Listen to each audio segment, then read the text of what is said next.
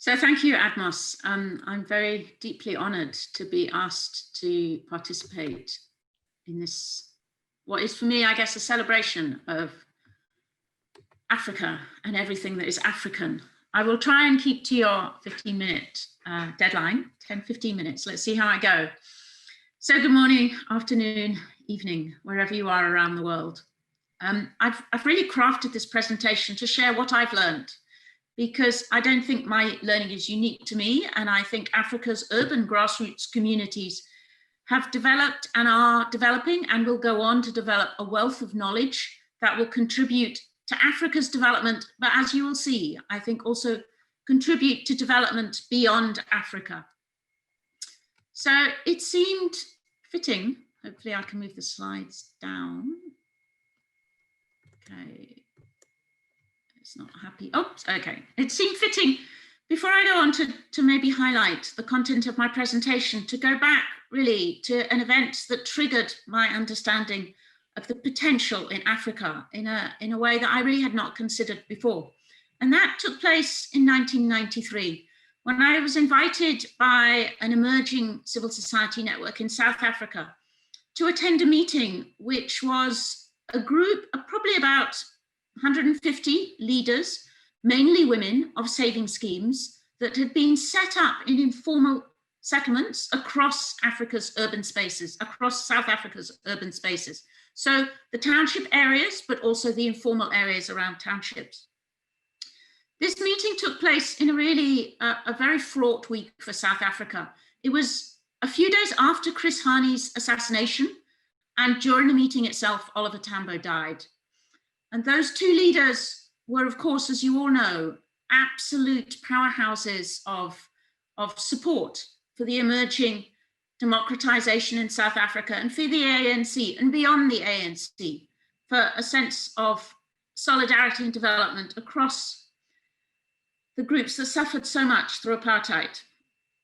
So this meeting had originally been planned in Khayelitsha, but Khayelitsha went up in flames that week, and the meeting was put into a hotel in Cape Town. And the communities from Khayelitsha were deeply, deeply hurt by that shift, because they had seen themselves as being able to protect the people who were coming from these other urban settlements across South Africa.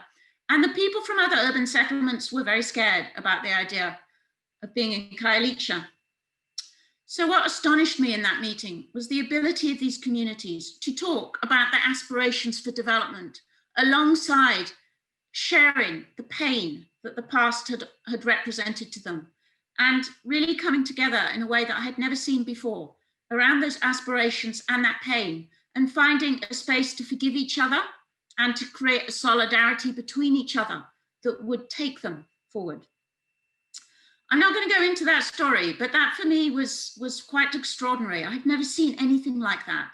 And it really began to trigger what became for me something of a lifelong commitment to learning from Africa. I'm going to share three experiences in the time that I have left. The first is from Kenya, and it talks about the documentation of the incidents and response to COVID-19. The second is from Namibia, and it talks about the ability of groups to redefine informal settlement upgrading and give meaning to development aspirations. And the final one steps beyond Africa and talks about what this movement that I was engaged with in South Africa has offered to Manchester itself. It seems fitting on this day to celebrate the Pan-African Congress that we reflect back on Manchester. These are all experiences that I've been involved with through a network called Slum Dwellers International. The South African meeting that I just spoke about took place before that network was formed, but those communities, those women's-led savings groups, were very much a part of the founding mothers, let me not call them fathers, the founding groups, because men are not excluded, the founding groups that came together to strengthen their work in Africa and beyond. Slum Dwellers International is based across the global south, but particularly strong in South Asia and Africa. So I will share the slides hopefully in some way, so you can click through on the links because I won't have time. The affiliate in Kenya began really right at the beginning of the COVID crisis to reach out to their communities and document what was going on. The Muungano Alliance, that's the name of the SDI affiliate in Kenya, recognized that local knowledge was essential. They recognized that they needed to know about the health problems people were experiencing, but they also recognized that they needed to know more than that. They needed to know what the state was doing, they needed to know who was being reached, and they understood that there is no way in which communities could strengthen their own support for each other and engage appropriately with the government without that. So we recognize a reality in which development is highly contested. So Al Jazeera, for example, reported in June that 15 people had been killed in Kenya as a result of the imposition of curfew. These groups were trying to define a different path for development, one in which people did not necessarily agree, but they understood that they needed to come together and jointly find solutions. The Muungano Alliance had been invited to take part of the government's task force on community development, community responses to COVID-19, so they shared their information about the health problems and the incidents in the settlements in which they were working. Their network of 300 community leaders across 3 urban centers, including Nairobi, Mombasa and Nakuru, I think, really gave them a very strong sense about what was taking place. For them, this engagement has been profound. I was just speaking a couple of days ago to Jack Macau, who heads up the technical NGO in the Muungano Alliance, SDI Kenya. And we were speaking about urban transformation. And what he said to me was, you know, Diana, our engagement has been truly transformative. Why? Because the government is funding informal settlement workers. They have reached out with their social protection efforts and are doing things differently because of the demonstrated power of communities. The second example I wanted to share with you, as I mentioned before, is from Namibia. Now, the SDI Alliance, the Shack Dwellers Federation of Namibia, and the support NGO, the Namibia Housing Action Group, have been working from the mid-90s to try and redefine development options for people living in informal settlements in Namibia. They have a savings scheme member in 1 in 10 of the households living in those informal settlements. At one level, that's quite small in terms of an organizational capacity, but it enables them to have a political presence that is critical. This is a context in which the government put forward a mass housing program that was paused because of fears around corruption, but also a recognition that the housing program was not reaching down to the groups most in need. So this particular example has been written up in a journal I work with, Environment and Urbanization, open access publication. Again, you can click through on the links. And it talks about one example in Hobabis, small town, and one community in Hobabis, Freedom Square. It talks about the way in which those communities have organized. It talks about the way in which the government has been brought in to support that organization. And it talks about the effectiveness of the solutions that those communities have crafted. As I put in italics here, servicing this area at an average cost would have represented an investment of almost 6.1 million US dollars. The process in Freedom Square has, achieving some degree of tenure security and basic services, been attained for less than 1/5 of the average cost. It is clear to me that the communities in Africa, through strong ownership and a lot of creativity and intelligence, can redefine the cost of development as well as redefining the options of development, and therefore have an opportunity to scale, to really leave no one behind in a way that, to be frank, professionals and academics have failed to do. So my final learning story really comes back to Manchester, to GDI, and disadvantaged communities in Manchester itself. And the SDI communities have been very much engaged in thinking about global development and in their own way redefining it to make sense for themselves. So 10 years ago, we started a teaching program in GDI, Citizen-Led Development. And that teaching program was about bringing community leaders. We've drawn on community leaders first from Zimbabwe, from Uganda, from South Africa, from Kenya.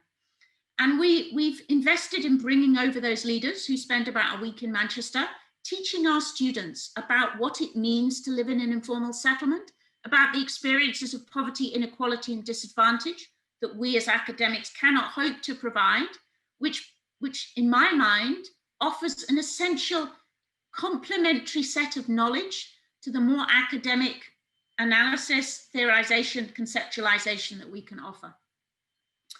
From that teaching, from those communities coming to Manchester, has emerged a solidarity between communities who are disadvantaged in Manchester and Stockport, now also spreading potentially a little bit to Sheffield. So communities from Wythenshawe, from Bench Hill, from Bridlington have had a chance to go back to Kenya, because we link them up to the Kenyan Federation, Muungano, to understand how those groups are challenging poverty and disadvantage in their context and learn from those experiences. So again, I put a link in the slide so you can click through and see more about that initiative. I just wanted to share one quote. This is from a woman called Sharon Davis, who lives in Wythenshawe, who has herself brought together, prior to this, a group of women in Mumsmart to try and challenge the isolation that people often experience. This is Sharon reflecting on her visit to Nairobi. We're all in the same boat. We've got the same issues, and we've got the same issues as Africa's got, and we're thousands of miles apart. And it's just this coming together and learning from each other. Nobody's got the right answer, but we can all struggle through to try and get it. So reflecting on those three stories, what have I learned from this engagement, this kind of privileged engagement for me, from Africa's urban grassroots knowledge leaders? Somewhat coincidentally, perhaps, because we didn't share our presentations, there's a sense in which these communities value the human spirit. They recognize that development has got to involve respect for people. And in a very kind of humble way, that begins, of course, with the greeting that Africans do every time and that we have lost in the UK. You know, that hello, how are you? I'm fine, how are you? And one of the saddest things I realized when I started engaging really deeply with our African students in Manchester, because I came to teaching quite late, after I'd had the experience in South Africa, was how those words become a mumbled kind of monologue as people pass each other on the stairs, because we don't have time to value the human spirit. I think the second thing I've really learned is the power of aggregation. And that power of aggregation at one level is a political power. The networks I've spoken about in Kenya and Namibia involve people coming together to challenge disadvantage. But in a very different way, it's about listening. It goes back to the women talking to each other from Khayelitsha and other settlements in South Africa about their pain, about their stories of conflict and violence, about their aspirations.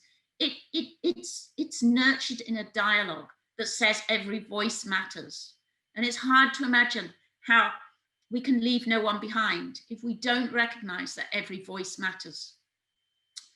I think the third thing is really this investment in learning, and not an academic learning at this point, but a learning in a very local sense about what are the possibilities in localities for development, the possibilities in African cities, large cities and small cities, but also the possibilities beyond, and the willingness of Africa's urban communities to reach out and create solidarity with those beyond the borders of their settlement, their city, their country, and as we've seen from the example of Manchester, beyond their continent.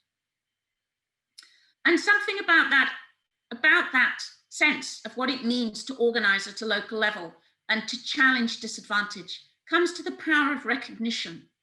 And one thing which has come out very strongly from the experience of exchange between Manchester and Nairobi is the ability of Manchester communities to understand that power and to be confident to challenge the way in which their choices and options are taken from them because of what they have observed in a Kenyan context. So I'm not sure how I'm doing on time, Admos, but that's my last slide. So I'd like to finish there, but just to say thank you. Thank you for having the chance to participate in this meeting and share my experiences.